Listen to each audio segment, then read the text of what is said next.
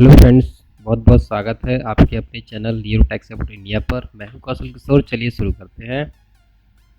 Friends, आज हम देखने वाले हैं ट्रिपल सी में चैप्टर 7 का पार्ट 3।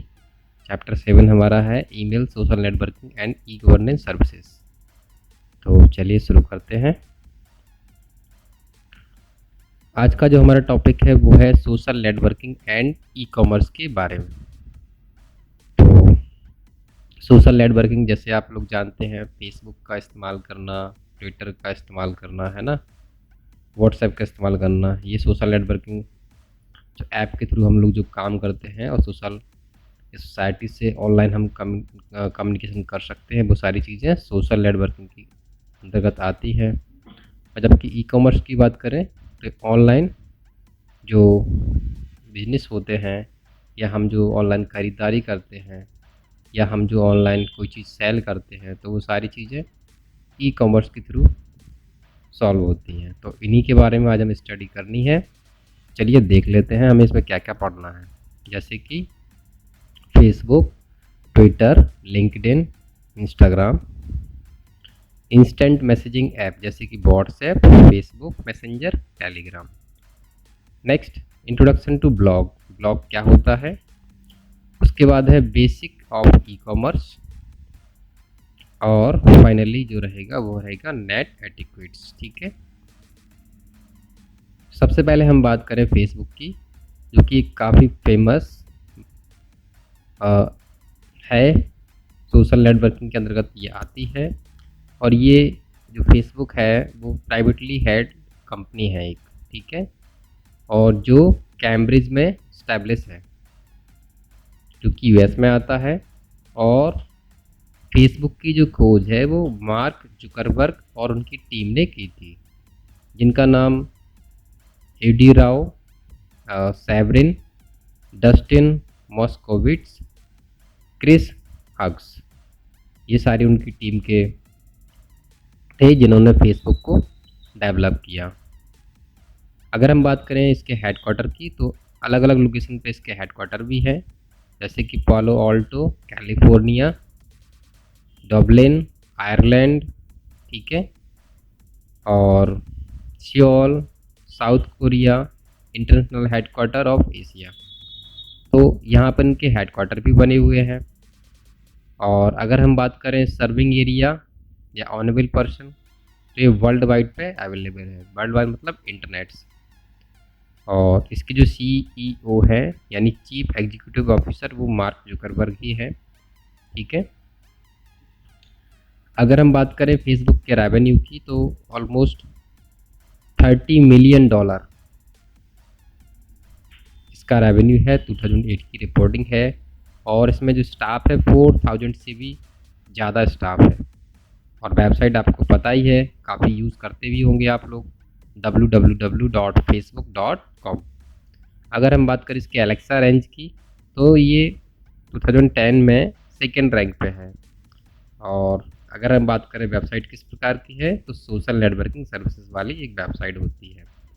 तो फेसबुक पे आप रजिस्टर कर सकते हो, साइन अप कर सकते हो, अकाउंट बना सकते हो, और साथ ही साथ आप फ्रेंड्स को सर्च कर सकते हो, फ्रेंडशिप कर सकते हो, ठीक है।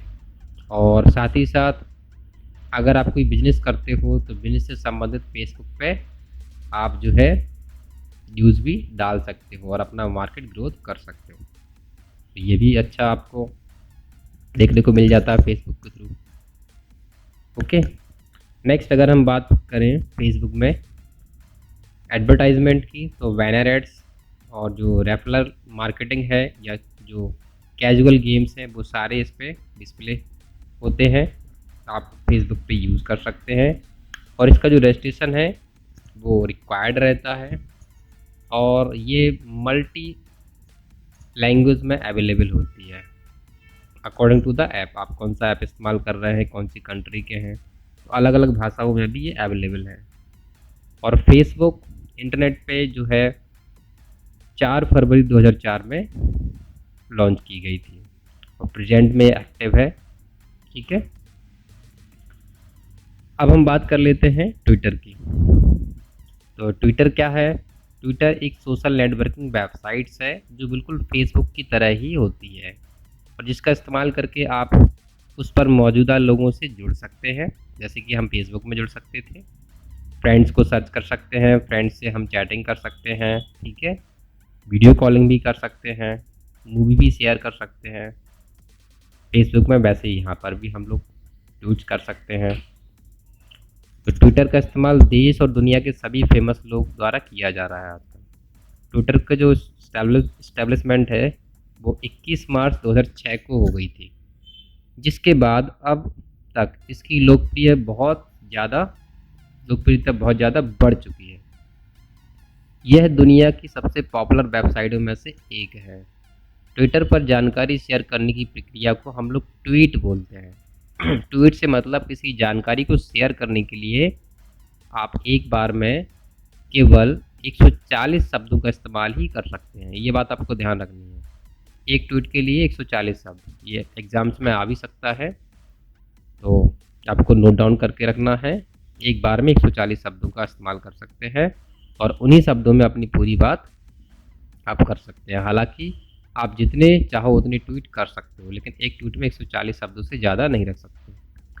ट्विटर की मदद से आप हर दिन उन सभी विषयों के बारे में जान सकते हैं जिनके बारे में देश या दुनिया में सबसे ज़्यादा चर्चा की जाती है। साथ ही साथ आप भी उन विषयों पर अपनी राय रख सकते हैं।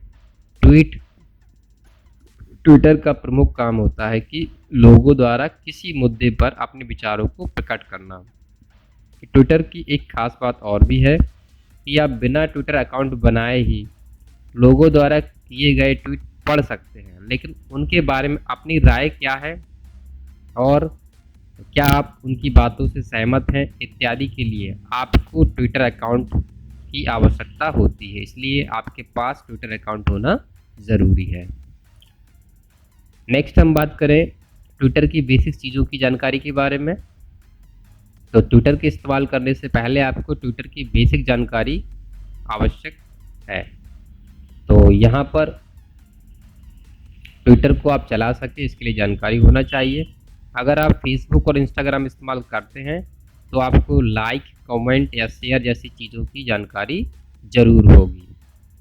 ठीक उसी तरह ट्विटर पर भी आपको ऐसी कई सारी बातों के बारे में पता होना चाहिए, जैसे ट्विटर यूज़र नेम जो कि ऐड सिंबल यहाँ पे देखो दर्शाया जा रहा है, tweets, retweets, followers and following और हैशटैग। तो ये 5 चीज़ों के बारे में आपको जानकारी ज़रूर होनी चाहिए।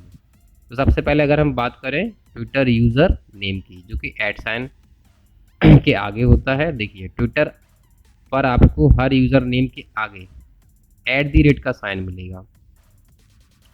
आपके ट्विटर अकाउंट बनाने के बाद यह ऑटोमेटिक आपके नाम के आगे लग जाता है, ठीक है, इस बात को आपको ध्यान रखना है। नेक्स्ट अगर हम बात करें तो जो भी ट्वीट्स होते हैं, जब भी आप ट्विटर पर कुछ लिखते या पोस्ट करते हो तो उसको ट्वीट कहा जाता है, जिसकी एक लिमिट होती है जो हम अभी डिस्कस कर चुके हैं, 140 शब्द। अगर हम बात करें रीट्वीट्स की, यह बिल्कुल शेयर करने जैसा ही है। जब आपको किसी की ट्वीट पसंद आती है तो आप उसे रीट्वीट्स कर सकते हैं। ऐसा करने से वह ट्वीट आपकी टाइमलाइन पर दिखाई देने लगता है, जिससे वह आपको फॉलो करने वाले लोगों तक भी पहुंच जाता है।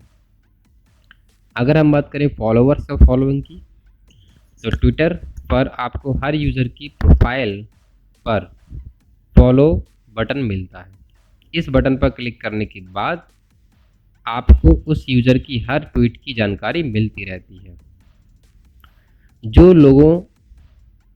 लोग आपकी प्रोफाइल पर आते हैं और फॉलो बटन पर क्लिक करते हैं तो वह आपके फॉलोवर होते हैं, और जब आप किसी की प्रोफाइल पर जाकर फॉलो बटन पर क्लिक करते हो तो इसका मतलब होता है कि आप उसे फॉलोइंग करते हैं। नेक्स्ट हम बात करते हैं एक काफ़ी फेमस वेबसाइट लिंक्डइन की। तो ये विकिपीडिया से लिया गया है। मैंने ये जानकारी विकिपीडिया से ली है, इसका स्नैपशॉट इसमें साफ साफ आप देख पा रहे हैं, जैसे कि टाइप ऑफ बिजनेस, तो ये सब्सिडियरी बिजनेस है। और ये लिंक्डइन का होम पेज होता है।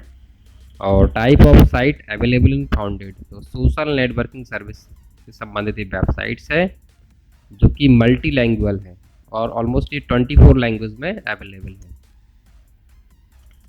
और फाउंडेड दिसंबर 28, 2002, यानी कि आज से ऑलमोस्ट लगभग 17 साल हो चुके हैं तब ये आ चुकी थी मार्केट में। और इसका जो हेडक्वार्टर है वो सन वैली कैलिफोर्निया में है, जो कि यूएस में होता है। और अगर हम बात करें एरिया सर्व, तो ये वर्ल्ड वाइड वेब यानी इंटरनेट पर अवेलेबल है। और इसके जो फाउंडर हैं वो है रेड हॉफमैन और उनकी टीम, जिनमें है एलन ब्लू, कॉन्स्टेंटिन यूरेकिक और एरिक लाई, जीन ल्यूक वैलियंट, ठीक है। और जेफ वेनियर इसके सीईओ हैं करंट में, यानी चीफ एग्जीक्यूटिव ऑफिसर। अगर हम बात करें की पीपल्स की, तो यहाँ पर सैनोन ब्रेटॉन इसके सीएमओ हैं, क्रिश्चियन हॉल सीपीओ हैं एसपीबी, और स्टीव सॉर्डेलो सीएफओ एसपीबी, और ये इंटरनेट इंडस्ट्री में वर्क करती है। ये लिंक्डइन भी काफ़ी फेमस साइट्स है, ठीक है फ्रेंड्स। नेक्स्ट अगर हम बात करें तो यहाँ पर जो प्रोडक्ट होते हैं वो स्लाइड शेयर के रूप में होते हैं। और यहाँ पर 15,000 से भी ज़्यादा एम्प्लॉई वर्क कर रहे हैं लिंक्डइन में। और पेरेंट माइक्रोसॉफ्ट कॉरपोरेशन, अर्थात माइक्रोसॉफ्ट कॉरपोरेशन की ही ये एक खोज है, उन्हीं की एक जेन्युइन साइट है माइक्रोसॉफ्ट की। माइक्रोसॉफ्ट ने ही लिंक्डइन को डेवलप किया है। अगर हम बात करें सब्सिडियरीज की, तो ये लर्निंग और कनेक्टिफायर्स के अंतर्गत ये आता है। और इसका जो जेन्युइन यूआरएल है वो है www.linkedin.com। और अगर हम बात करें एलेक्सा रैंकिंग की, तो ये 63 पर आती है, जो कि जून 2020 की अकॉर्डिंग है। और एडवर्टाइजमेंट गूगल और एडसेंस के द्वारा यहाँ पर एडवर्टाइजमेंट भी होते रहते हैं। और इसको यूज़ करने के लिए रजिस्ट्रेशन रिक्वायर्ड है अगर आप लिंक्डइन का उपयोग करना चाहते हैं तो। और यहाँ पर अगर हम देखें दिसंबर 2019 का डेटा के अकॉर्डिंग, तो यूज़र्स जो है 660 से भी ज़्यादा मिलियन ऑफ मेंबर्स यहाँ पे जुड़ चुके हैं। और लिंक्डइन लॉन्च कब हुआ था? 5 मई 2003 को। और करंट स्टेटस एक्टिव है, मतलब अभी भी लोग इसको यूज़ कर रहे हैं। नेक्स्ट अगर हम बात करें इंस्टाग्राम की, इंस्टाग्राम की शुरुआत 6 अक्टूबर 2010 में हुई थी, ठीक है। और ये काफ़ी पॉपुलर है, बहुत सारे सेलिब्रिटी इंस्टाग्राम को यूज़ करते हैं, ठीक है। तो इंस्टाग्राम क्या है? एक सोशल मीडिया ऐप है जो सन 2000 में लॉन्च किया गया था। और इसे बनाने वाले हैं केविन सिस्ट्रॉम और माइक क्रीगर, जिन्होंने इसे डिज़ाइन किया और लोगों के सामने लाया इस्तेमाल के लिए। बाद में इसकी बढ़ती पॉपुलैरिटी को देखते हुए फेसबुक ने इसे सन 2012 में अडॉप्ट कर लिया, खरीद लिया।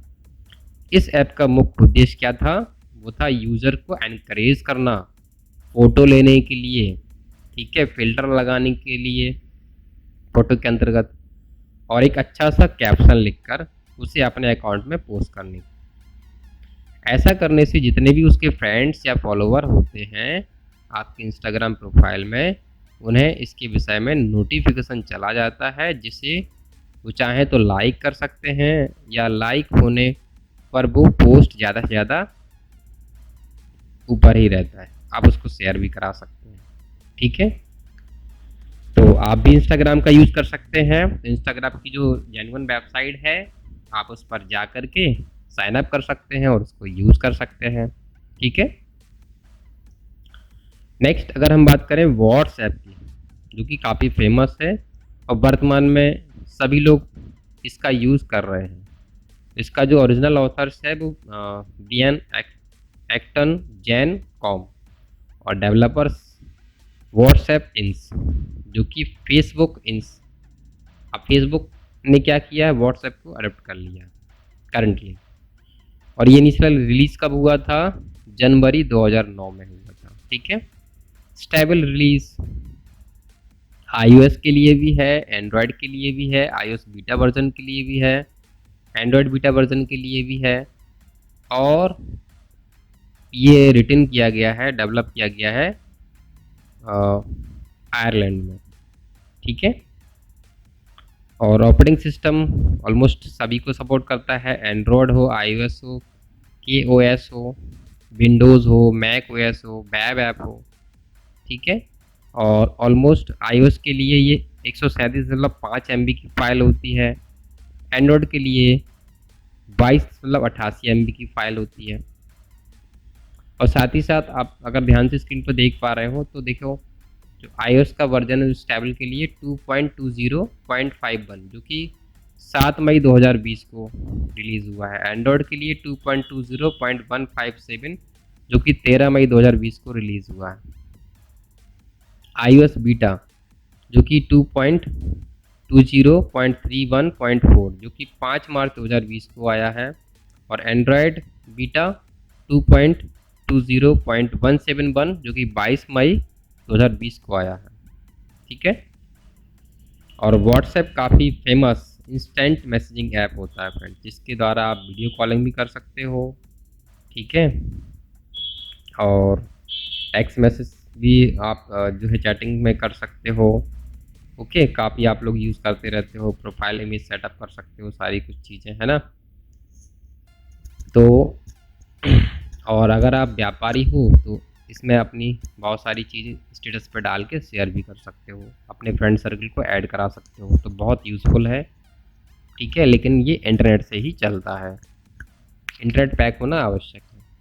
नेक्स्ट अगर हम बात करें तो ये एक इंस्टेंट मैसेजिंग ऐप होती है जो कि VoIP ऐप के अंतर्गत आती है यानी वॉइस ओवर इंटरनेट प्रोटोकॉल को ही फॉलो करती है। और लाइसेंस की अगर हम बात करें तो प्रोप्राइटरी सॉफ्टवेयर है। ठीक है, यूरोपियन डिज़ाइन का, जिसको हम संक्षिप्त में EULA भी बोलते हैं। अगर हम बात करें अलेक्सा रैंकिंग की तो ये 72 पे आता है जो कि जनवरी 2020 की रिपोर्ट के अकॉर्डिंग है। और इसकी जो जेन्युइन वेबसाइट है वो है whatsapp.com। व्हाट्सएप इंस सब्सिडियरी टाइप है और ये फाउंडेड हुआ है 24 फरवरी 2009 को।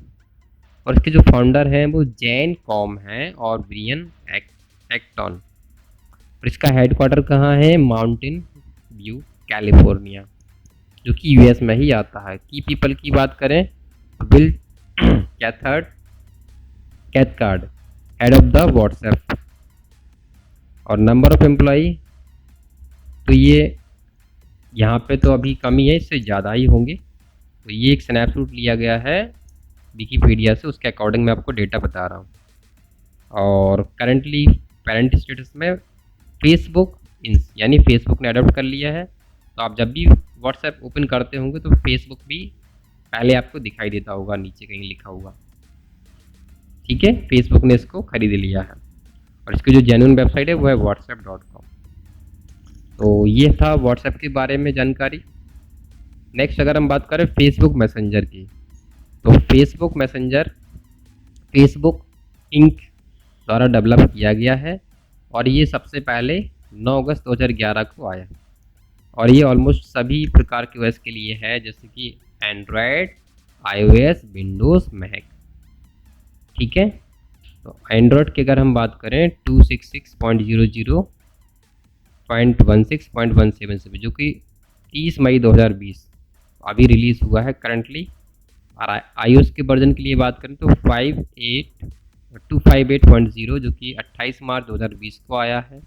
विंडोज़ 10 के लिए 520.3.60.0 और ये 22 मई 2020 को आया है, आज से लगभग 10 दिन पहले। मैक OS TBD अगर हम बात करें preview release, Android alpha, Android beta, operating system जो अदर होते हैं जैसे web, Android, iOS, Windows 10, Mac सभी के लिए है। ठीक है, तो फेसबुक मैसेंजर फेसबुक में काम करता है मैसेज को पढ़ने के लिए, मैसेज का रिप्लाई करने के लिए। तो अगर आप फेसबुक यूज़ करते हैं, फेसबुक पर आप साइन अप ऑलरेडी हैं, तो आप इसका यूज़ कर सकते हैं। और अगर आप मोबाइल चलाते हैं तो इसमें इसकी ऐप आप डाउनलोड कर लीजिए। ऐप का प्रयोग करके भी आप मैसेंजर को यूज़ कर सकते हो। तो ये इंस्टेंट मैसेजिंग ऐप होती है फ्रेंड्स, ठीक है। और ये 111 भाषाओं में अवेलेबल है। और इंस्टेंट मैसेजिंग VoIP यानी वॉइस ओवर इंटरनेट प्रोटोकॉल यहाँ पे यूज़ होता है। और ये इसका लाइसेंस प्रीवेयर है, प्रोप्राइटरी है। एलेक्सा रैंक की बात करें तो 213वीं रैंक पे ये आता है और ये अप्रैल 2020 की रेटिंग के अकॉर्डिंग है। और अगर हम वेबसाइट की बात करें तो messenger.com इसकी जेन्युइन वेबसाइट है, या इसकी जो सेकंड वेबसाइट है वो भी आप यूज़ कर सकते हैं, fb.com/messages, ठीक है। तो आप विजिट कर सकते हैं यहाँ पे। नेक्स्ट अगर हम बात करें टेलीग्राम की, यह भी एक इंस्टेंट मैसेजिंग ऐप होती है और एक काफ़ी पॉपुलर है। इसका भी एक स्क्रीनशॉट लिया है मैंने विकिपीडिया से, मेन पॉइंट्स आपको बताने के लिए। तो इसके जो डेवलपर हैं वो Telegram FJ LLC, Telegram messenger INC। Initial release ये 14 अगस्त 2013 को हुआ है। स्टेबल रिलीज़ एंड्रॉयड ओरिजिनल के लिए अगर हम बात करें तो 6.1.1 और ये 1 मई 2020 को आया है। एंड्रॉयड टेलीग्राम X ये 0.22.6.1314 8 मार्च 2020 को आया है। अगर हम बात करें iOS के लिए तो 6.1.2 ये 1 मई 2020 को। और विंडोज़ और मैक OS की अगर हम बात करें तो ये 2.1.4 जो कि 9 मई 2020 को आया है। और विंडोज़ 2.14 9 मई 2020। और माइक्रोसॉफ्ट स्टोर पे भी ये अवेलेबल है। साथ ही साथ मैक OS के लिए भी इसका जो वर्जन है 6.1.4 8 मई को आ चुका है, 8 मई 2020 को। और अगर हम बात करें प्रीव्यू रिलीज़ की तो एंड्रॉयड ओरिजिनल 5.12.0 6 अक्टूबर 2019 को आया था, ठीक है। तो iOS की अगर हम बात करें यहाँ पर 5.12 जो कि 6 अक्टूबर 2019 को आया है। विंडोज़ के लिए 1.8.5 5 सितंबर 2019 को आया था, ठीक है। तो जैसे कि आप स्क्रीन पर देख पा रहे हैं, अब हम इसके नेक्स्ट इम्पोर्टेंट पॉइंट की अगर बात करें तो वह है रिपोजिटरी। तो इसके लिए एक संबंधित वेबसाइट है github.com telegram desktop/t-desktop। इस पे आप जाके रिपोजिटरी इसकी देख सकते हैं, रिपोजिटरी। और ये C++ में बनाया गया ऐप है और ये ऑलमोस्ट सभी प्लेटफॉर्म पे काम करता है, चाहे वो एंड्रॉयड हो, iOS हो, विंडोज़ फ़ोन हो, विंडोज़ NT हो, मैक OS हो, लिनक्स हो या फिर वेब प्लेटफॉर्म। और ये 14 अलग अलग भाषाओं में अवेलेबल है। लाइसेंस की अगर हम बात करें तो GNU GL वर्जन 2 और GPL वर्जन 3 अवेलेबल है क्लाइंट्स के लिए भी। और प्रॉपर्टी ट्री की बात करें तो सर्वर के लिए भी अवेलेबल है। एलेक्सा रैंक इसकी 188 है जो कि अप्रैल 2020 के अकॉर्डिंग है। और इसकी जो जेन्युइन वेबसाइट है वो है telegram.org, ठीक है फ्रेंड्स। नेक्स्ट अगर हम बात करें टेलीग्राम मैसेंजर LLP की, तो ये मार्च 2013 में आया था, जिसका हेडक्वार्टर लंदन में है। और एरिया सर्व ग्लोबल यानी पूरी विश्व में ये यूज़ में है इंटरनेट के थ्रू। और इसके फाउंडर हैं वो हैं निकोलाई ड्यूरोव, ठीक है। और उनकी टीम पैवेल ड्यूरोव, और पैवेल ड्यूरोव ही इसके CEO हैं यानी चीफ एग्जीक्यूटिव ऑफिसर। और एक सॉफ्टवेयर इंडस्ट्री है। और यहाँ पर ये 2019 का डेटा है, 351 एम्प्लॉयज़ हैं और 2020 में इससे ज़्यादा भी हो सकते हैं। और इसका जो जेन्युइन URL है वो है telegram.org। तो इसके बारे में और जानकारी के लिए हम अपनी फाइल में चलते हैं जो कि हमने पहले से ओपन कर रखी है। वर्ड में देखिए, तो वो ये फाइल है। मैं थोड़ा जूम कर देता हूँ इसको। देखिए, Telegram is a cloud based instant messaging and voice over IP services. तो क्या है, इंस्टेंट मैसेजिंग ऐप है, ठीक है, और क्लाउड बेस्ड काम करती है, voice over IP services, internet से ही काम करेगी, क्लाइंट्स ऐप्स के लिए अवेलेबल है, ठीक है, जैसे कि Android, iOS, Windows phone, Windows में ये हम सब देख चुके हैं। और साथ ही साथ ये ओपन सोर्स है, ये बात आपको ध्यान रखनी, ओपन सोर्स यानी हर एक प्लेटफॉर्म के लिए अवेलेबल है, सपोर्ट करती है, ठीक है। और साथ ही साथ इसमें हम जो भी कन्वर्सेशन करते हैं ये क्लाइंट सर्वर पर बेस्ड होती है ये ऐप, ठीक है। यानी यहाँ पर इनक्रिप्शन की भी आप इस्तेमाल कर सकते हैं, यानी जो भी हम कन्वर्सेशन करेंगे वो सिक्योर होगा। नेक्स्ट अगर हम बात करें तो हम देखते हैं ब्लॉग के बारे में जानकारी।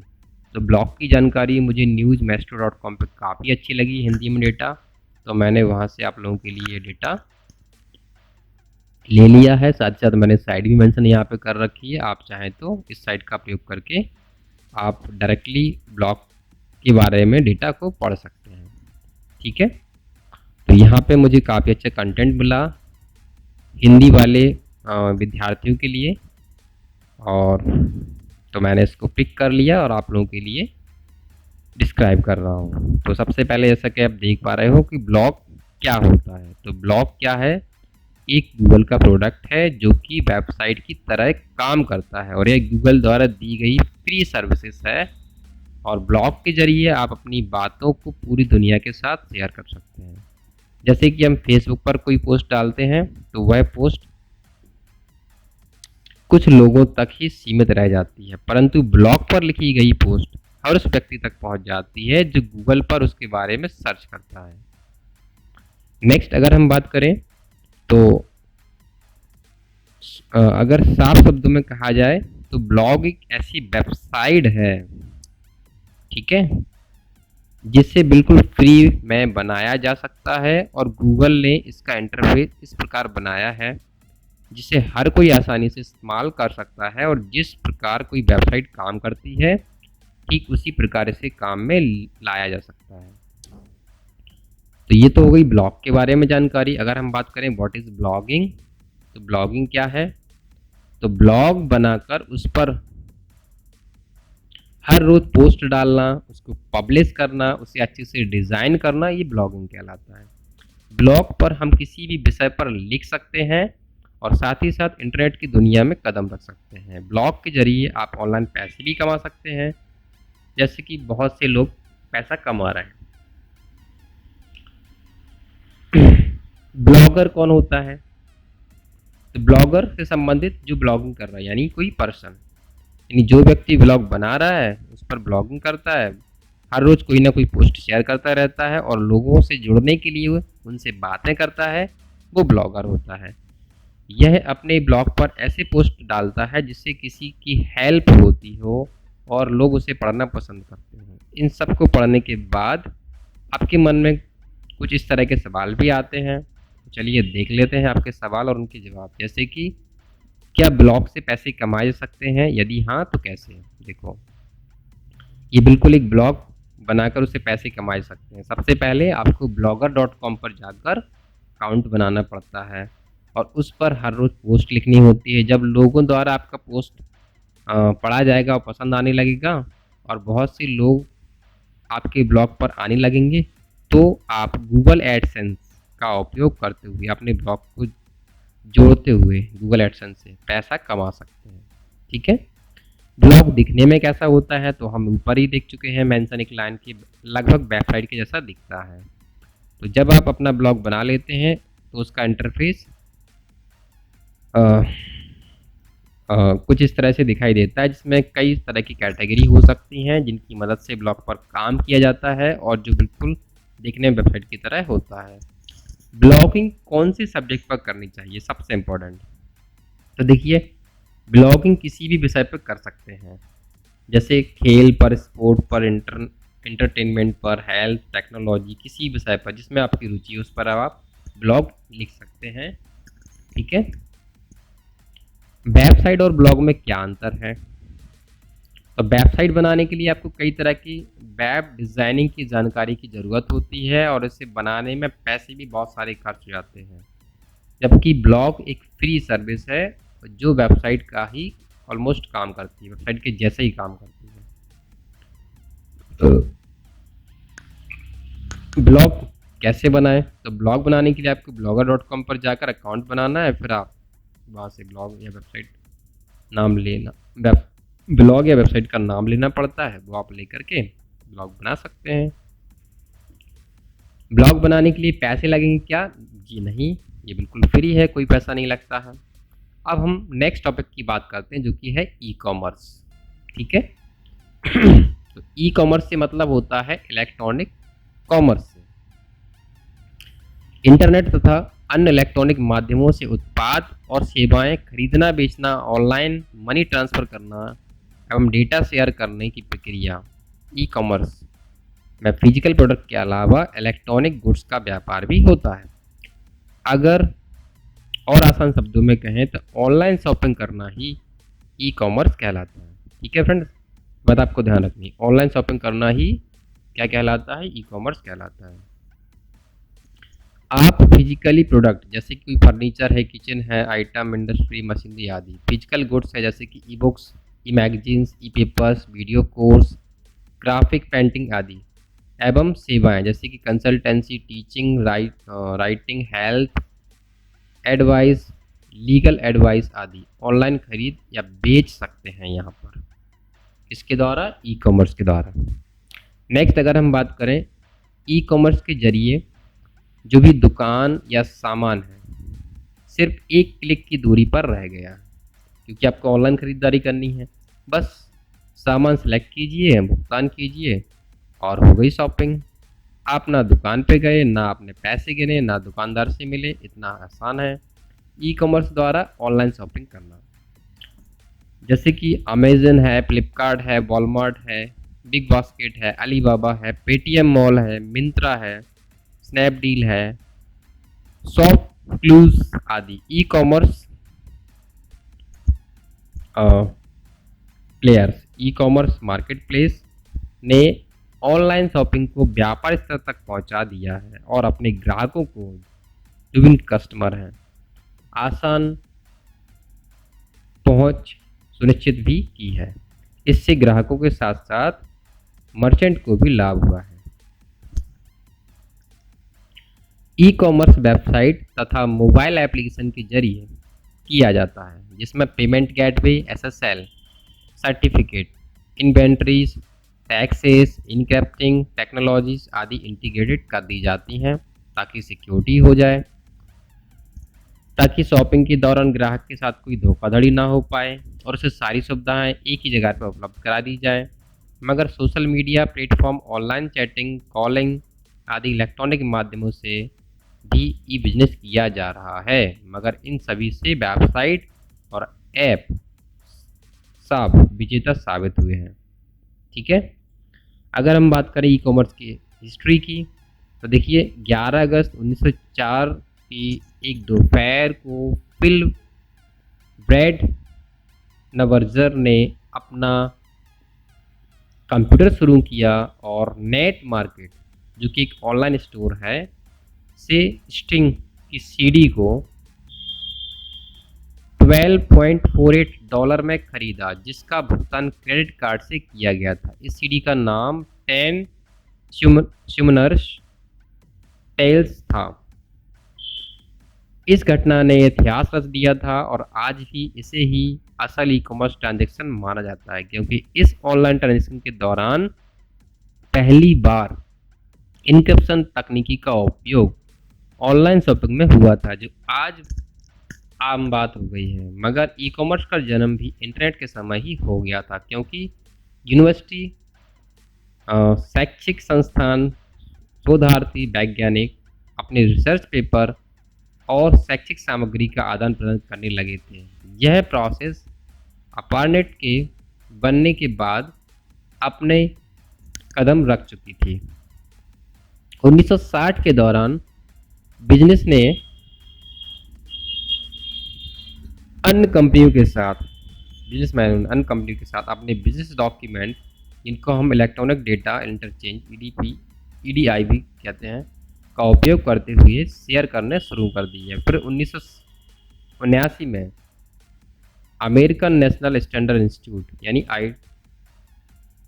ANSI ने बिजनेस डॉक्यूमेंट शेयर करने के लिए एक मानक तैयार किया, जिसको कि ASC X12 के नाम से जाना जाता है। इसके बाद इलेक्ट्रॉनिक कंपनियों जैसे कि eBay, अमेजन आदि का जन्म हुआ और ई कॉमर्स की क्रांति आना शुरू हो गई।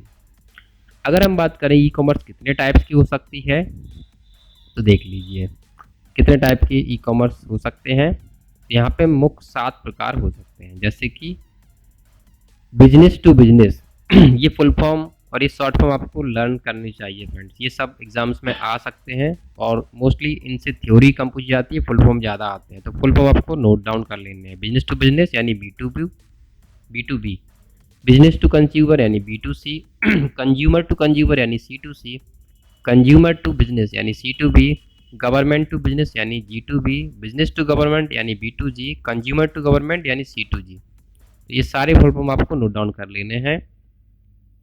तो हम इनके बारे में देख लेते हैं। ऐसे बिजनेस टू बिजनेस मॉडल में क्या होगा, जब ऑनलाइन बिजनेस से 2 से अधिक बिजनेस कंपनियां, संस्थान, एजेंसियों के बीच किया जाता है, तो यह बिजनेस टू बिजनेस मॉडल कहलाता है। क्योंकि इस प्रोसेस में अंतिम उपभोक्ता आप या हम नहीं होते, बल्कि एक दूसरा व्यापार ही होता है जो दूसरे व्यापार से अपनी ज़रूरत का सामान ऑनलाइन खरीदता है। इस बिजनेस मॉडल में जो भी उत्पादक है, जो थोक व्यापारी और खुदरा व्यापारी शामिल होते हैं। यहाँ पर व्यापारी अधिकतर कच्चा सामान या रिपैकिंग होने वाला सामान खरीदते हैं और सेवाओं के रूप में सॉफ्टवेयर या कानूनी सलाह शामिल होती है, मगर यहीं तक सीमित नहीं।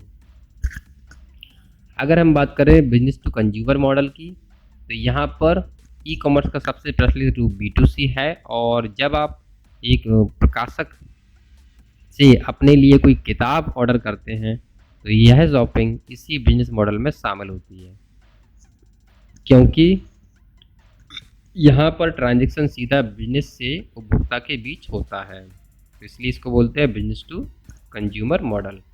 अगर हम बात करें कंज्यूमर टू कंज्यूमर, तो यह मॉडल शुरुआत का बिजनेस मॉडल है और इस ई कॉमर्स बिजनेस मॉडल में एक ग्राहक दूसरे ग्राहक से ऑनलाइन ट्रांजैक्शन करता है। जैसे eBay, अमेजन पर आपको कुछ इसी तरह का मॉडल देखने को मिलता था, जहां पर एक ग्राहक अपना पुराना सामान तथा नया सामान भी सीधे ग्राहक को बेचता है। नेक्स्ट अगर हम बात करें कंज्यूमर टू बिजनेस मॉडल, तो जब एक ग्राहक अपना सामान अथवा सेवाएं सीधे एक बिजनेस को बेचता है, तो यह ई कॉमर्स मॉडल C2B कहलाता है। एक फोटोग्राफर, गायक, कॉमेडियन, नर्तक, यूट्यूबर आदि अपने दर्शकों के हिसाब से बिजनेस के उत्पाद प्रचार की शुल्क ले सकते हैं और अपनी कुछ सेवाएं रॉयल्टी के आधार पर भी उपलब्ध करा सकते हैं। ये सभी कार्य कंज्यूमर टू बिजनेस मॉडल के अंतर्गत आ सकते हैं। पेशेवर लोग इस बिजनेस मॉडल से खूब पैसा कमाते हैं। नेक्स्ट अगर हम बात करें गवर्नमेंट टू बिजनेस मॉडल की, तो इस बिजनेस मॉडल का सबसे अच्छा उदाहरण है ई गवर्नेंस, ठीक है, जिसके तहत सरकारें अथवा प्रशासनिक संस्थाएं अपनी सेवाएं व्यापारिक संस्थानों को इंटरनेट के द्वारा उपलब्ध कराती हैं और इन सेवाओं की सूची देश काल के हिसाब से भिन्न हो सकती है। कानूनी दस्तावेज पंजीकरण, सामाजिक सुरक्षा योजनाएं, नौकरी प्रावधान तथा अन्य व्यापारिक सेवाएं सरकारें ऑनलाइन मुहैया करा रही हैं, जिससे सरकार और व्यापारी प्रतिष्ठानों का समय और पूंजी दोनों बच रहे हैं। नेक्स्ट अगर हम बात करें बिजनेस टू गवर्नमेंट मॉडल की, तो जब सरकारें अपनी ज़रूरत के कुछ सामान अथवा सेवाएं बिजनेस से ऑनलाइन खरीदती हैं, तो इसे बिजनेस टू गवर्नमेंट या B2G ई कॉमर्स मॉडल कहा जाता है। उदाहरण, किसी लोकल सरकारी एजेंसी को अपने अधिकार क्षेत्र में CCTV कैमरे लगवाने हैं, तो वह इसके लिए किसी कैमरा स्टोर से कैमरा खरीदती है और इसे लगवाने का ठेका भी किसी बिजनेसेस को या कंपनी को दे सकती है। ठेका से मतलब किसी टेंडर से होता है फ्रेंड्स। यह सब कार्य इसी मॉडल में आते हैं। भारत में इसका सबसे अच्छा उदाहरण है, आपने सभी ने सुना होगा, बाबा रामदेव का एक लोकप्रिय स्वदेशी पतंजलि ब्रांड है जिसे निजी व्यापार कहते हैं, जो अपने उत्पाद भारतीय सेना जैसे कि सरकारी संस्था को बेच रहे हैं। यह बिजनेस मॉडल B2G के अंतर्गत ही आता है। नेक्स्ट अगर हम बात करें कंज्यूमर टू गवर्नमेंट मॉडल, जो कि लास्ट मॉडल है, ई गवर्नेंस सेवा यहाँ भी लागू होती है, क्योंकि एक आम नागरिक का भी बहुत सारा सरकारी कामकाज रहता है जिसके लिए उसे सरकारी दफ्तरों के चक्कर काटने पड़ते हैं। मगर जब सरकारी सेवाएं ऑनलाइन उपलब्ध हो जाती हैं तो ग्राहक सीधा वेबसाइट पर या फिर एक ऐप के माध्यम से इन सेवाओं का लाभ ले सकता है, जैसे कि ई मित्र सेवा, उमंग, ई फिलिंग, डिजिटल लॉकर आदि इसी मॉडल के उदाहरण हैं। अब हम नेक्स्ट देखते हैं ई कॉमर्स की यूज़ करने के हमें क्या क्या एडवांटेज हैं। तो अभी हम ये शॉर्ट में देखने वाले हैं। जैसे कि ग्लोबल रीच, हम पूरे विश्व में कोई भी प्रोडक्ट सर्च कर सकते हैं, उसका ऑर्डर कर सकते हैं ऑनलाइन ही। और ये चीपेस्ट भी पड़ता है, काफ़ी सस्ता पड़ता है कंपेयर टू मार्केट, क्योंकि हमारा समय बचता है आने जाने का। ठीक है। और अगर हम बात करें इजी शॉपिंग, तो शॉपिंग करना आसान होता है, वेबसाइट पे जाओ, प्रोडक्ट पसंद करो, ऑर्डर कर दो। नेक्स्ट अगर हम बात करें अवेलेबिलिटी, तो 24 आवर आपको सुविधा मिल जाती है। और फास्ट चेकआउट, जल्दी खरीदारी संभव है। और यहाँ पर आप किसी की पर्सनल सिफारिश भी कर सकते हो। ठीक है। पर्सनल सिफारिश से मतलब है कि ऑनलाइन स्टोर आपके सर्च व्यवहार और पुरानी शॉपिंग के आधार पर आपके लिए प्रोडक्ट की सिफारिशें करता है और आपकी पसंद नापसंद के हिसाब से प्रोडक्ट सुझाता है। यह सुविधा एक फिजिकल स्टोर पर नहीं मिलती। अगर हम बात करें नुकसान की, क्योंकि दोनों पीछे का साइंस आपको समझना है, जिस चीज़ के जितने लाभ हैं तो हानियाँ भी होंगी, यही साइंस का रूल है। तो यहाँ पे भी कुछ हानियाँ हैं, तो उन हानियों के बारे में आपको ज़रूर पता होना चाहिए। जैसे प्रोडक्ट की असल जानकारी नहीं होती। तो एक सामान्य स्टोर में से कोई भी आइटम जब आप खरीदते हैं तो हम आइटम को कई तरीक़ों से जांच कर सकते हैं और साथियों से भी सलाह ले सकते हैं, क्योंकि बहुत सारे लोग अकेली शॉपिंग के लिए नहीं जाते, लोगों को भी साथ लेके जाते हैं, तो उनकी भी सलाह ले लेते हैं। लेकिन यहाँ पर आपको खुद ही चूज़ करना होता है मोस्टली। ठीक है। तो बहुत सारी कंपनियाँ ऐसी होती हैं जो फ्रॉड करती हैं, कस्टमर को दिखाती कुछ और है और डिलीवरी कुछ और करा देती हैं। तो यहाँ पर ये प्रोडक्ट की असल जानकारी मोस्टली ऐसा देखा गया है आपको मिल नहीं पाती है। नो सेल्फ सेटिस्फिकेशन, ऐसा भी पॉसिबल है। जब ग्राहक को अपने हाथों से आइटम को छूकर देखता है और आंखों से देखकर परख लेता है, तब उससे ज़्यादा संतुष्टि मिलती है। ठीक है। और ऑनलाइन की बात कुछ और होती है, ऑनलाइन फ़ोटो आ रही है, फ़ोटो से दिख रही है, तो वो फ़ोटो लाइव नहीं होती है। ओके, तो ये अलग बात होती है। नेक्स्ट अगर हम बात करें नीड ऑफ टेक्निकल नॉलेज, तो अगर आपको इस तरह की शॉपिंग करनी है तो टेक्निकल नॉलेज तो होना बहुत आवश्यक है। अगर आपको टेक्निकल नॉलेज नहीं है तो भी आप ई कॉमर्स की सुविधाओं का लाभ नहीं ले सकते हैं। अगर हम बात करें सिक्योरिटी की, तो ये काफ़ी रिस्की होता है। यहाँ पे सिक्योरिटी का, वैसे तो इंटरनेट पे रूल्स प्रोटोकॉल्स की मदद से सिक्योरिटी काफ़ी हायर रहती है, लेकिन जो लोग नए होते हैं उनके साथ अक्सर धोखाधड़ी हो सकती है। तो जिनको इंटरनेट की नॉलेज नहीं है, पहले से कंप्यूटर की नॉलेज नहीं है, तो उनके साथ फ्रॉड हो सकता है। ठीक है।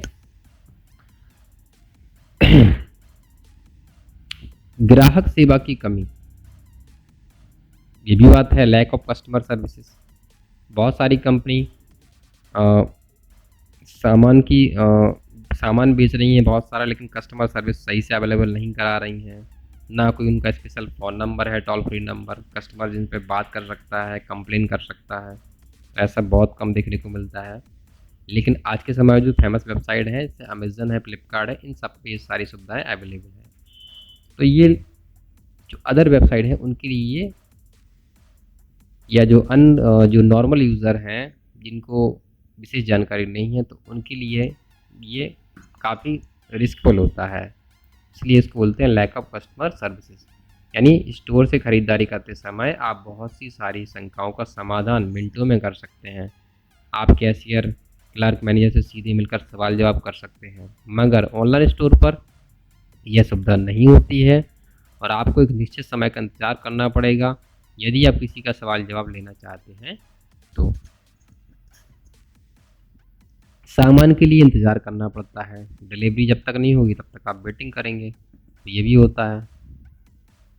तो ये भी एक ड्रॉबैक आप कह सकते हैं। उसके बाद अगर हम बात करें ई कॉमर्स प्लेटफॉर्म की, तो ये बहुत सारे प्लेटफॉर्म हैं जिनके बारे में हम अभी देख चुके हैं। तो अगर हम बात करें ई कॉमर्स प्लेटफॉर्म कितने टाइप के हो सकते हैं, तो ये बेसिकली 2 टाइप्स के हो सकते हैं, ऑनलाइन स्टोर फ्रंट और ऑनलाइन मार्केट प्लेस। तो हम लोग जो बेसिकली यूज़ करते हैं मार्केट प्लेस को यूज़ कर सकते हैं। स्टोर फ्रंट हम लोग कम यूज़ करते हैं। अब स्टोर फ्रंट में होता क्या है, आमतौर पर जो मर्चेंट होते हैं अपना ऑनलाइन स्टोर किसी वेबसाइट के माध्यम से बनाते हैं। तो ये बेसिकली किसके लिए है ऑनलाइन स्टोर फ्रंट, मर्चेंट के लिए है, व्यापारी के लिए होता है। यह सबसे सीधा और आसान तरीका होता है ऑनलाइन स्टोर बनाने का और अधिकतर बिजनेस इसी तरह अपना व्यापार कर रहे हैं। Merchant shopping cart, payment gateway, e commerce tool का इस्तेमाल करके अपना ऑनलाइन स्टोर बना लेते हैं और अपना सामान और सेवाएं बेचते हैं। ऑनलाइन स्टोर फ्रंट बनाने के लिए बहुत सारे प्लेटफॉर्म उपलब्ध हैं, जैसे कि मैगेंटो, ठीक है, डिमांडवेयर, ओरेकल कॉमर्स, शॉपाई, वू कॉमर्स, बिग कॉमर्स, ड्रुपल कॉमर्स, इंस्टामेंजो, ठीक है। ये सारी चीज़ें अवेलेबल हैं जिन पे जाकर के जो मर्चेंट हैं वो अकाउंट बना सकते हैं और अपनी जो भी चीज़ें हैं वो ग्राहकों को उपलब्ध करा सकते हैं, ठीक है। ये जितने भी कंपनीज हैं जिनकी ये साइट चल रही हैं, जो भी प्लेटफॉर्म उपलब्ध करा रहे हैं, ये केवल मर्चेंट के लिए होती हैं। ओके, ज़्यादा जानकारी के लिए आप कमेंट कीजिए, तो इनमें सभी पर मैं अलग से सेपरेट वीडियो आपके लिए बना दूंगा। वीडियो में काफ़ी लंबा होता जा रहा है, वीडियो का समय कम सीमित करने के लिए मैं इन पॉइंट्स का भी छोड़ रहा हूँ, इसलिए मैंने बेसिक हेडिंग्स आपको बता दी क्योंकि वीडियो काफ़ी लंबा होता जा रहा है। अब हम देखते हैं ऑनलाइन मार्केट प्लेस जो हम लोग यूज़ करते हैं बेसिकली, जैसे कि अमेज़न है, फ्लिपकार्ट है, ईबे है, ठीक है, ETSY है, अलीबाबा है, इंडिया मार्ट है, फिबर है। तो ये सारी कंपनी क्या कहलाती हैं, मार्केट प्लेस कहलाती हैं, क्योंकि ग्राहक इन्हीं मार्केट प्लेस से डायरेक्टली संपर्क करता है, ना कि मर्चेंट से, ठीक है। और जबकि जो कंपनियां हैं वो मार्केट प्लेस पर अपना जो भी सामान है वो डिलीवर कराती हैं। नेक्स्ट अगर हम बात करें एग्जाम्पल क्या क्या होंगे ई कॉमर्स के, तो रिटेल के सारे एग्जाम्पल ई कॉमर्स के हैं, ठीक है। होलसेल मार्केट जितने भी हैं वो भी सब ई कॉमर्स के अंतर्गत आ सकते हैं। ड्रॉप शिपिंग जो भी है वो भी सब ई कॉमर्स के अंतर्गत आ सकती है। और क्राउड फंडिंग का काम भी ई कॉमर्स के अंतर्गत आता है। सब्सक्रिप्शन सर्विस भी ई कॉमर्स के अंतर्गत आ सकती है फ्रेंड्स, ठीक है। ये किसी सॉफ्टवेयर का भी अधिकतर सब्सक्रिप्शन हो सकता है जो सास पे काम करता हो, ठीक है, सॉफ्टवेयर एज अ सर्विस इसको बोल सकते हैं। फिजिकल प्रोडक्ट्स जितने भी हैं उन पे भी ये लागू हो सकती है। डिजिटल प्रोडक्ट्स पे भी ये सी चीज़ें लागू होती हैं। और सर्विस जो अदर टाइप्स की हैं जो भी पेशेवर हैं उनमें जो भी कौशल क्षमता होती है वो उसके बदले शुल्क लेकर के अपने बिजनेस मॉडल से ई कॉमर्स से सर्विसेज देते रहते हैं। और हम देख लेते हैं आज का अपना फाइनल टॉपिक्स जो कि है नेटगिट्स। अभी है क्या, एक्चुअली इंटरनेट शिष्टाचार इसको कहते हैं, यानी इंटरनेट चलाते समय हमें अपने शिष्टाचार का ध्यान रखना है।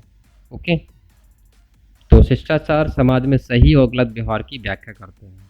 तो आप इंटरनेट चलाओगे तो इंटरनेट पर सही या गलत व्यवहार जो भी आप करोगे वो सब नोटिस होगा। तो ठीक इसी प्रकार इंटरनेट पर भी उचित आचरण के लिए कुछ नियम बनाए गए हैं जिनको आपको पालन करना चाहिए, जिनको हम क्या बोलते हैं, नेटिक्वेट्स बोलते हैं। ठीक है।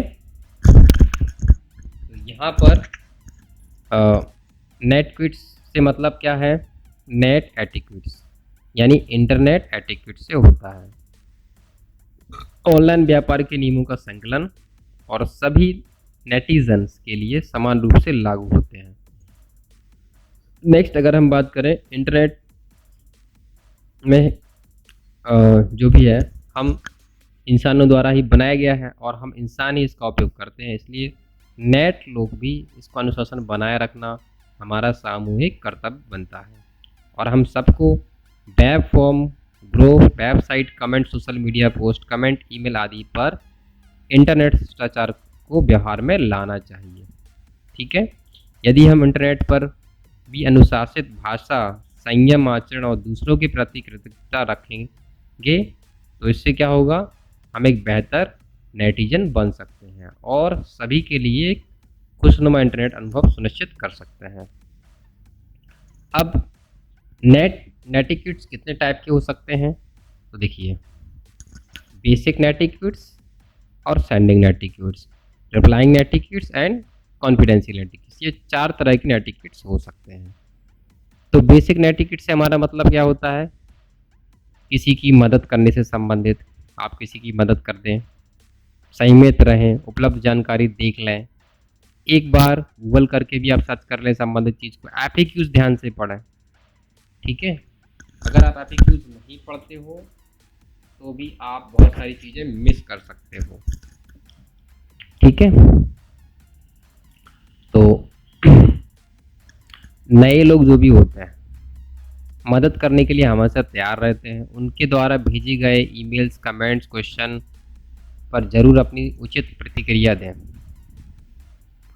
क्योंकि वे अभी नेट लोग मतलब इंटरनेट में नए हैं और उन्हें आपकी ज़रूरत है। संयमित रहें, किसी के बारे में आपसे सब गाली गलौच या अचानी बात ना करें। यदि आप उनकी बातों से सहमत नहीं भी हैं तो अपनी असहमति दर्शाते समय कठोर शब्दों का उपयोग ना करें और बहस करने से बचें। उपलब्ध जानकारी देख लें, जो भी वेब फॉर्म है, सवाल जवाब हैं, मैच हैं तथा नए सोशल मीडिया मंच पर मदद मांगने से पहले उपलब्ध टिप्पणियां जरूर पढ़ लें, क्योंकि आपकी समस्या का हल यहाँ मिल सकता है। एक बार गूगल करके भी देख लें। किसी से निजी तौर पर सहायता मांगने के लिए ईमेल या मैसेज भेजने से पहले गूगल करना समझदारी होती है। एफएक्यूज जरूर पढ़ लें। किसी भी खास उत्पाद, सेवा आदि के बारे में कुछ शंका हो या कोई सवाल हो तब पहले इस उत्पाद या सेवा से जुड़े हुए सामान्य सवाल जवाब पढ़ लें। सीधे अपना सवाल जवाब ना पूछें, क्योंकि आपके मन में आने वाले लगभग सभी सामान्य सवालों के जवाब यहाँ पहले से दे दिए जाते हैं। नेक्स्ट अगर हम बात करें मानक भाषा, इंटरनेट पर आपके शब्द ही आपके बारे में बता रहे होते हैं, इसलिए लिखते समय मानक लिपि का ही उपयोग करें। सही और प्रचलित भाषाओं में अपनी बात कहने की कोशिश करें और व्याकरण संबंधी छोटी मोटी अशुद्धियों के लिए अपने मैसेज को जरूर जांच लें। सम्मान करना सीखें, दूसरे लोगों का सम्मान करें और उन्हें आदर सूचक शब्दों के साथ संबोधित करना अपना नियम बना लें, जैसे कि माननीय, सम्माननीय, श्रीमान, श्री या जी, नमस्कार, नमस्ते जी आदि।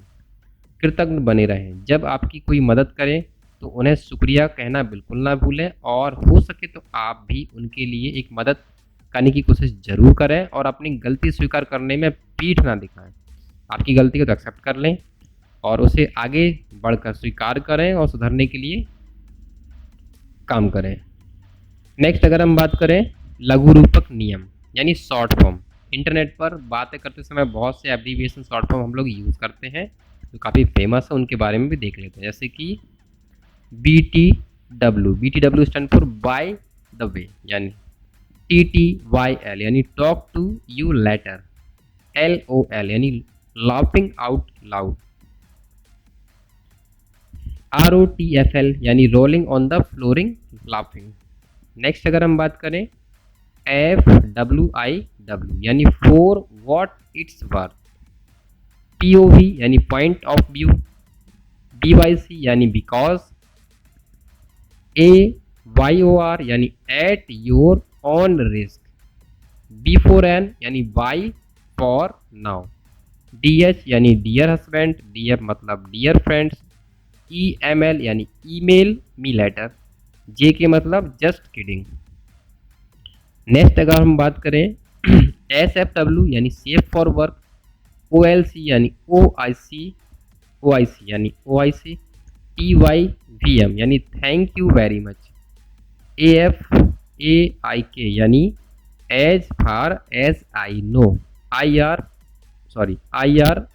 आई आर सी, इसका मतलब होता है if I recall correctly. E O M यानी end of message, C and P यानी copy and paste, H T H यानी hope this help, N N T R यानी no need to reply, Y A M यानी yet another meeting, I C Y M I यानी in case you missed it. तो ये सारे short form आप use कर सकते हैं जिनका मतलब ये होता है।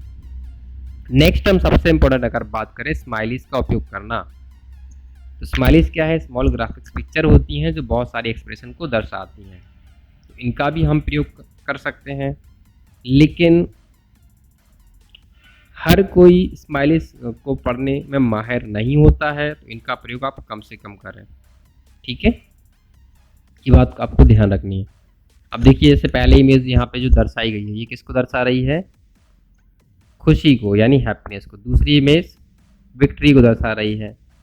तीसरी इमेज जो है वो निराशा को दर्शा रही है। चौथी इमेज जो है वो चुटकुला या दो अर्थ हो तो आप यूज़ कर सकते हैं। पांचवी इमेज जो है वो जीप या चिढ़ाने या टीजिंग करने से संबंधित है। छठी जो यहाँ पे ली गई वो आश्चर्य या सरप्राइज के लिए है। और सेवेंथ पे जो लिया गया है वो हेलो के लिए है। ऐसे बहुत सारे यहाँ पे सिमिली यूज़ हो सकते हैं। देखो ये टीयर के लिए है, ये खाली और निशब्द के लिए है। तो ये सब सिमिलीज आपने मैसेज में यूज़ कर सकते हो। नेक्स्ट अगर हम बात करें सेंडिंग नेटिक्यूड्स की, तो ये इंटरनेट पर नेटाचार में लेखन से संबंधित होते हैं। सेंडिंग नेटिक्यूड्स कि कोई भी चीज़ हम सेंड कर रहे हैं तो वो राइटिंग भी करनी पड़ सकती है पहले, तो कोई ईमेल है, न्यूज़ ग्रुप है, मैसेज आदि से जुड़े हो सकते हैं। इन्हें मुख्य रूप से ईमेल एटिक्यूड्स माना गया है क्योंकि अधिकतर नियम ईमेल के लिए ही बनाए गए हैं, मगर आप इन्हें किसी प्रकार के वेब लेखन पर लागू कर सकते हैं। तो सबसे पहले आपको ध्यान क्या देना है, मैसेज छोटा लिखने की कोशिश करें, संदेश छोटा लिखें। अगर आप ज़्यादा बड़ा ईमेल लिखकर लोगों को भेजेंगे तो इसे भी अनदेखा भी कर सकते हैं। कम से कम शब्दों में अपनी बात पूरी बयां करने की कोशिश करें। अब यहाँ पर कुछ पॉइंट आपको ध्यान रखने, जैसे व्याकरण संबंधी जो भी त्रुटियाँ हैं उनसे बचने की कोशिश करें। लिखते समय उचित खाली जगह वाइट स्पेस बनाए रखें। यूआरएल को हमेशा नई लाइन में कुछ हाशिया देकर, इंडेंटिंग देकर लिखना चाहिए, ठीक है। शीर्षक लिखना भी बहुत ज़रूरी है। विषय के अनुसार ही अपना संदेश तैयार करें। ईमेल अटैचमेंट से संबंधित अगर कोई फाइल है तो उसको अटैचमेंट जरूर करें। ईमेल के अंत में लास्ट में अपना नाम और हस्ताक्षर जरूर करें। अपनी बिजनेस ईमेल आईडी या दफ्तर वाली ईमेल आईडी के से कभी भी किसी निजी मैसेज ना भेजें। निजी मैसेज भेजने के लिए अपनी ऑफिशियल आईडी का प्रयोग बिल्कुल ना करें। आवश्यक लोगों को ही सीसी या बीसीसी में शामिल करें और अपने सभी कॉन्टेक्ट को अंधाधुंध अपना मैसेज भेजने की नादानी बिल्कुल ना करें, ठीक है। जिसको रिक्वायर्ड है उसी को भेजें। उसके बाद है रिप्लाइंग नेटिक्यूड्स। तो रिप्लाई करते समय भी आपको ध्यान रखना है कि ईमेल से अगर जो भी संबंधित चीज़ें हैं वो ईमेल का जवाब देने से संबंधित सही आचरण के बारे में बताते हैं, लेकिन इन्हें आप वेब फॉर्म, कमेंट, सवाल जवाब मंच आदि के लिए भी अपना सकते हैं। जैसे केवल जवाब चाहने वाले और आपकी विषय में रुचि रखने वाले लोगों को ही जवाब दें, ठीक है, क्योंकि सभी लोग आपकी बात सुनने के लिए तैयार नहीं होते और ना ही सुनना चाहते हैं। बहुत ज़रूरी होने पर ही दूसरों का मैसेज फॉरवर्ड करें। यदि कोई ज़रूरी मेल है तो उसे समय से पहले जवाब देकर आश्वस्त कर दें। वेब फॉर्म या फेसबुक ट्विटर तथा नए सोशल मीडिया मंच पर कमेंटों का जवाब देने से पहले अपनी बात को अच्छी तरह से परख लें। किसी के बारे में अपशिष्ट शब्द ना कहें और हास्यात्मक टिप्पणी करते समय भाषाई मर्यादा का ख्याल रखें। साथ ही साथ यदि आपको किसी व्यक्ति की बात नापसंद है, बेकार लग रही है, समझ में नहीं आ रही है, तो उसका मजाक ना बनाएं और उसे ट्रोल करने के लिए अपना कमेंट ना करें। प्राइवेसी नेटिकेट्स की अगर हम बात करें, ये बहुत ज़रूरी है। इंटरनेट पर निजता से संबंधित नेटाचार का पालन करना बहुत ज़रूरी है और अब तो यह कानून भी बन चुका है प्राइवेसी से संबंधित। इसमें क्या क्या चीज़ें हैं, जैसे बिना पूछे किसी भी व्यक्ति की ईमेल आईडी, फोटो, वीडियो या अन्य किसी जानकारी पब्लिक ना करें। जिस ईमेल को या अन्य प्राप्त जानकारी जिसे आपने जांचा नहीं है उसे फॉरवर्ड ना करें कभी भी, ठीक है। पहले देख परख कर लें सही से। इंटरनेट पर चोरी करना बहुत आसान है और आपको इंटरनेट पुलिस भी पकड़ने नहीं आ रही है, लेकिन इसका मतलब ये नहीं है कि आप दूसरों की मेहनत का श्रेय अपने आप को देते रहें।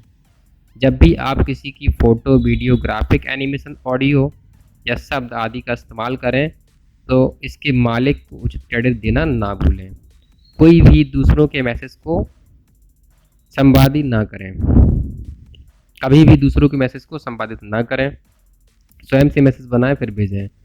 अपनी निजता का भी नज़र रखें, निजता पर भी नज़र रखें और एक सीमा तक ही अपनी निजी जानकारी दूसरों के साथ साझा करें, कंप्लीट जानकारी कभी नहीं। तो ये थी आज की सारी जानकारी और आज का वीडियो काफ़ी लॉन्ग हो चुका है क्योंकि हमारे टॉपिक्स ही ऐसे थे जो हमें कवर करने थे और फिर भी बहुत सारी ऐसी जानकारी है जो मैंने इस वीडियोज़ में नहीं दी है, जैसे कि फेसबुक अकाउंट कैसे बनाना है, ट्विटर अकाउंट कैसे बनाना है, टेलीग्राम पर अकाउंट कैसे बनाना है और उसको यूज़ कैसे करना है। ये तमाम जानकारी मैंने नहीं दी है क्योंकि मुझे पहले सिलेबस कवर करना था। और अगर आपको इन सभी टॉपिक्स के बारे में फुल डिटेल्स में जानकारी चाहिए तो आप हमें कमेंट करिए, मैं संबंधित पर्टिकुलर टॉपिक पर आपके लिए पूरा वीडियो बना दूंगा, ठीक है। और मैंने कोशिश करी है कम से कम समय में ज़्यादा से ज़्यादा जानकारी आपको दे पाऊँ। तो मुझे लगता है फिर भी ये वीडियो काफ़ी लॉन्ग हो चुका है। तो चलिए, आशा करता हूँ ये वीडियो आज का काफ़ी हेल्पफुल रहा होगा आपके लिए, ठीक है। और आपको अगर ये वीडियो पसंद आया हो तो वीडियो को लाइक, शेयर और चैनल को सब्सक्राइब करना बिल्कुल ना भूलें। तो मिलते हैं नेक्स्ट वीडियोज़ में, तब तक के लिए नमस्कार, जय हिंद, जय भीम, वंदे मातरम।